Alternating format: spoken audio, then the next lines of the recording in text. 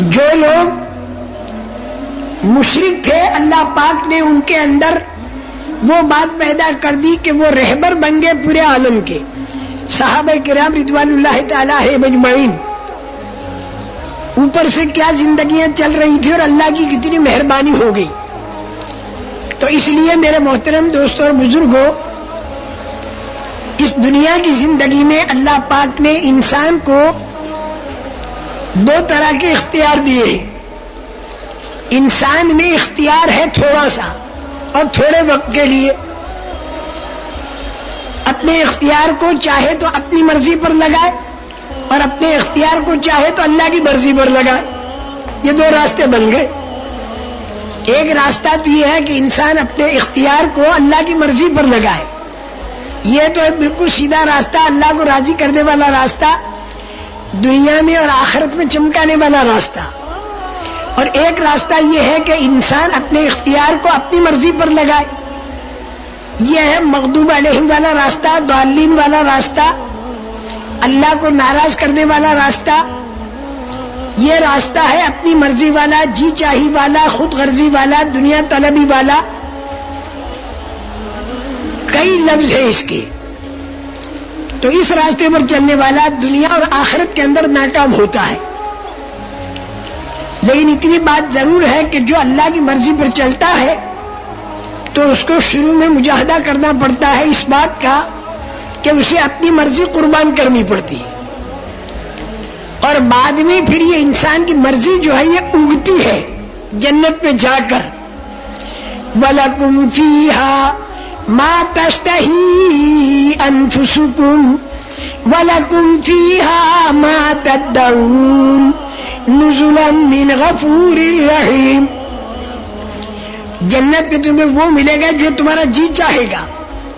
کہ دنیا کے اندر تم نے اپنی جی چاہی کو اللہ کی مرضی میں قربان کر دیا. جیسے اناج کو زمین کے اندر قربان کر دیا 10 من، تو اللہ اپنی قدرت سے اس کو 100 من اناج بنا کے دکھا دیتے. اب یہ 100 من اناج کہاں سے آیا؟ اللہ کے خزانے سے. اور کیسے آیا؟ اللہ کی قدرت سے. خزانہ اللہ کا چھپا ہوا، قدرت اللہ کی چھپی ہوئی، اور خود اللہ پاک بھی دکھائی نہیں دیتے. تو سوال یہ پیدا ہوتا ہے کہ اللہ پاک آپ دکھائی نہیں دیتے، آپ کی قدرت دکھائی نہیں دیتی، آپ کے خزانے دکھائی نہیں دیتے، تو ہم آپ کو کیسے پہچانیں؟ ہر چیز دیکھ کر پہچانی جاتی ہے، تو آپ کو ہم کیسے پہچانیں؟ تو اللہ پاک نے ہم لوگوں کو یہ بتایا کہ میں اپنی قدرت کی نشانیاں تمہیں دکھاؤں گا اور میں اپنے خزانوں کی نشانیاں تمہیں دکھاؤں گا.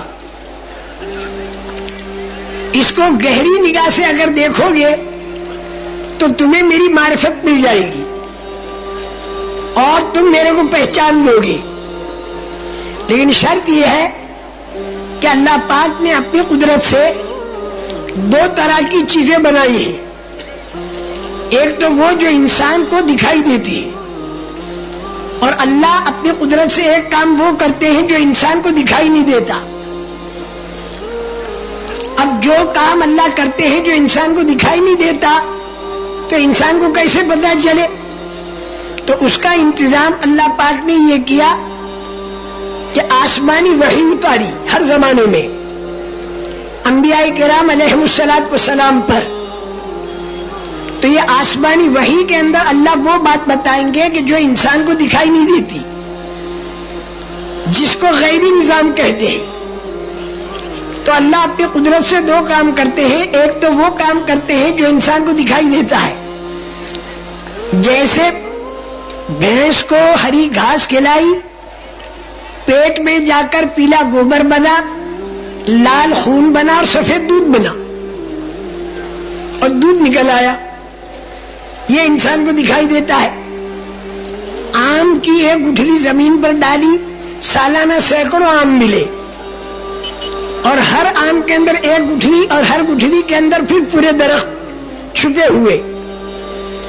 تو یہ اللہ نے اپنی قدرت سے ایسا کام کیا جو انسان کو دکھائی دیتا ہے. انڈے کے اندر سے مرغی کے بچے کا بننا، مرغی کے اندر سے انڈے کا بننا، بیج سے درخت کا بننا، درخت کے اندر پھلوں کا بننا، یہ وہ ساری چیزیں ہیں جو انسان کو دکھائی دیتی ہیں، جو اللہ نے اپنی قدرت سے بنائی. لیکن بعض کام اللہ ایسے کرتے ہیں کہ جو انسان کو دکھائی نہیں دیتے، جو اس وقت میں بھی کر رہے ہیں اور آئندہ کرنے والے ہیں.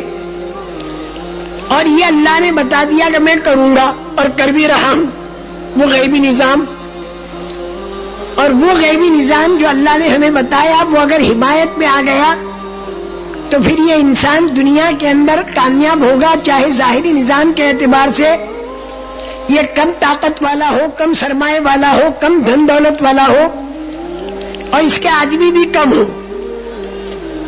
لیکن اللہ پاک کا غیبی نظام جب اس کی حمایت میں آئے گا تو دنیا والے دیکھ لیں گے کہ ان کی دھن دولت بھی بہت تھوڑی اور ان کی طاقت بھی بہت تھوڑی، ان کا مجمع بھی بہت تھوڑا، لیکن اللہ کا غیبی نظام ایسا چلا کہ صحابہ کے کپڑے موٹے، ان کے مکان چھوٹے، کھجوریں کھا کر گزارا کر رہے، اور ان کے مقابلے میں بڑی بڑی حویلیوں والے قیصر اور کسریٰ تھرا گئے.